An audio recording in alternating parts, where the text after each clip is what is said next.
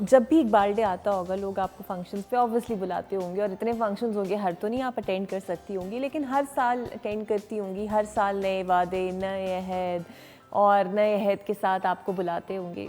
چیز آپ کو غصہ کس بات پہ آتا ہے کہ بلا بھی لیتے ہیں اور وہی بات وہی روٹین، لیکن امپلیمنٹیشن نہیں ہوتی؟ بس جیسے آپ نے ابھی بتایا کہ یہاں پہ کوئی فہم نہیں ہے اقبال کے بارے میں، اور میں سچ کہوں مجھے بھی کچھ خاص پتہ نہیں، لیکن جو بلانے والے ہیں وہ پہلے اپنی کوئی تحقیق کریں، کچھ سوچ بچار کریں، پھر پروگرام بنائیں، لوگوں میں شعور دلائیں کہ کیا مقصد تھا پاکستان کے تصور کا، کیوں یہ. اور دیکھیں پاکستان کا تصور دینے والے اور پاکستان کی تحریک چلانے والے، بنانے والے وکلاء تھے. ہم نے کتنی بڑی لائرز موومنٹ چلائی، میں بھی اس کی فور فرنٹ میں تھی، بعد میں انہوں نے مجھے صدر بھی بنا دیا اسی وجہ سے بار کا. لیکن پھر دیکھیے جا کے اس کا نتیجہ کیا نکلا، اتنی رسوائی ہوئی، اور اب ہر گھر میں ایک وکیل ہے، لیکن وہ وکالت جو ہو رہی ہے نا، اس قسم کی وکالت نہیں ہو رہی جیسی کہ عدالت میں ہونی چاہیے. یہ آپ نے صحیح کہا، ہر گھر میں وکیل ہے، میرے بھی گھر میں وکیل ہے اور آپ کے بھی گھر میں دو دو وکیل ہیں. ہمارا تو سارا خاندان، علامہ اقبال خود وکیل تھے، جاوید وکیل تھے، ان کے بڑے بھائی تھے آفتاب، وہ وکیل تھے، اور پھر اس کے بعد منیب، ولید. ان دونوں کو تو میں نے بہت کوشش کی، میں چاہ رہی تھی کہ ولید ڈاکٹر بن جائے، اچھا، اور جو منیب ہے وہ کوئی اپنا بزنس ان ایڈمنسٹریشن کا یا شوق کچھ تھا. اور کرے. ان دونوں نے کوئی راستہ، میں نے کہا دیکھیں ایک کنویں کا مینڈک بننا جو ہے نا، وہ کوئی طریقہ نہیں، کوئی جدت ہونی چاہیے. بھیجا میں نے کچھ کرنے کو ان کو پڑھنے، اور یہ کچھ اور کر کے آ گئے. دونوں نے وہاں سے تو اکنامکس پڑھ کے آیا ولید، پھر کہنے لگا میں نے اپنے والد کی بھی یونیورسٹی میں جانا ہے، دادا کی بھی، والدہ کی بھی. So he went to Cambridge and he went to Harvard, اور ڈگری تو اس نے سب سمیٹ لی. لیکن بات وہی ہے کہ تحقیق کہاں تک آج کل کے زمانے میں ہوتی ہے اور نہیں ہوتی ہے. اور یہ سال ہر سال سے جو پروگرام ہو رہے ہیں اس میں اب یہی بات ہے کہ جو انہوں نے تین پہلو جو اقبال کے بتائے ان کی طرف روشنی ڈالنی، اور جو سب سے آج کل ضروری ہے وہ ایک جملے میں انہوں نے کہا ہے، کشتہ سلطانی و ملائی و پیری. تین چیزیں ہیں جس سے ہم نے بچنا ہے، بادشاہت، ملائی اور پیرتو. ہمارے زمانے میں پڑھے لکھے لوگ، اور یہ جو ناخواندگی ہماری سب سے بڑی جو ہے نا ایک مسئلہ، اس کو حل کرنا ضروری ہے. اور چھوٹی چھوٹی چیزیں جو ہیں میں دیکھتی ہوں کہ قائد اعظم پہ بلکہ تحقیق بالکل نہیں ہوتی.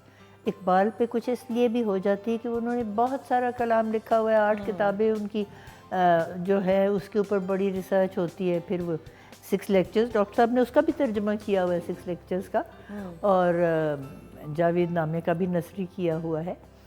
تو اس پہ کہتے ہیں کہ لیکن قائد اعظم اتنے بڑے تھے تحریک چلانے والے، اگر قائد اعظم نہ ہوتے پاکستان نہ ہوتا، یہ تو ایک یقینی بات ہے. لیکن کتنے ہم متحرک ہوئے ہیں ان کے خیالات پہ، ان کے طور طریقوں پہ، اور کیسے وہ زندگی گزارتے تھے، کس سادگی سے انہوں نے اپنا سارا وقت گزارا. کبھی کسی نے یہ سوچا ہی؟ تو لوگوں کو عمل کی طرف راغب کرنا ضروری ہے. اور میں سمجھتی ہوں کہ اقبال ڈے کا بھی ایک یہی مقصد ہوتا ہے، کیونکہ علامہ نے تو خود کہا عمل سے زندگی بنتی ہے جنت بھی جہنم بھی.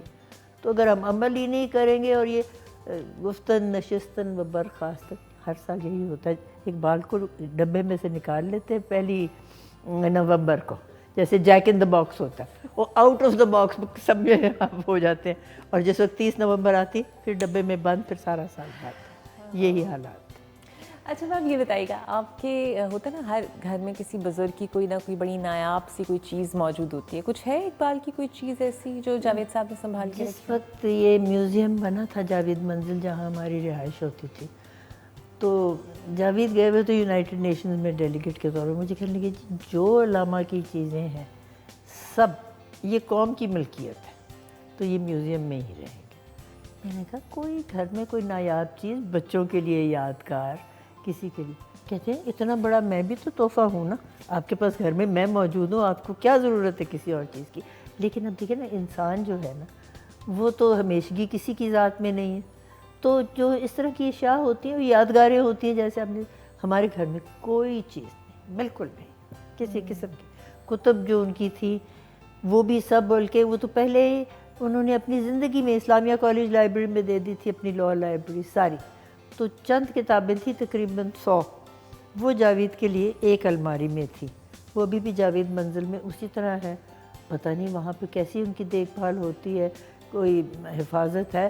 پہلے دن جب ہم نے یہ میوزیم کا افتتاح ہوا تو سنا اخبار میں ہی شائع ہوا، پاسپورٹ ان کا چوری ہو گیا، ان کی قلم چوری ہو گئی اور ان کی اینک چوری ہو گئی۔ اب یہ بتائیے ہم کس قسم کے لوگ ہیں؟ یہ کوئی چیزیں اور ان کی کیا کوئی قیمت تو نہیں ہو سکتی، شاید پاسپورٹ کا کچھ ہو، لیکن یہ ایسی چیزوں کے اوپر جب لالچ، دنیاوی کیا کہتے ہیں نا، یہ مال و دولت دنیا، یہ رشتہ و پیوند، بتانے وہم و گماں لا الہ الا اللہ، لیکن لوگوں کو رشتہ داریاں، اقربا پروری تو ختم ہو گئی ہے ہمارے ملک میں، ہر طرف اقربا پروری۔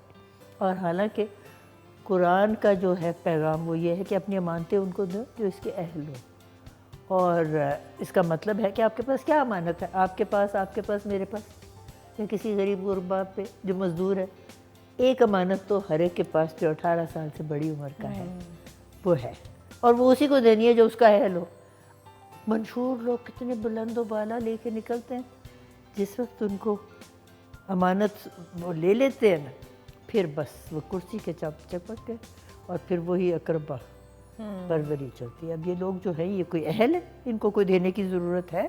بالکل نہیں، برملا کہنا چاہیے، لیکن لوگ اپنی سادگی میں ہر چیز پہ یقین کر جاتے ہیں، یہ بڑی افسوسناک بات ہے۔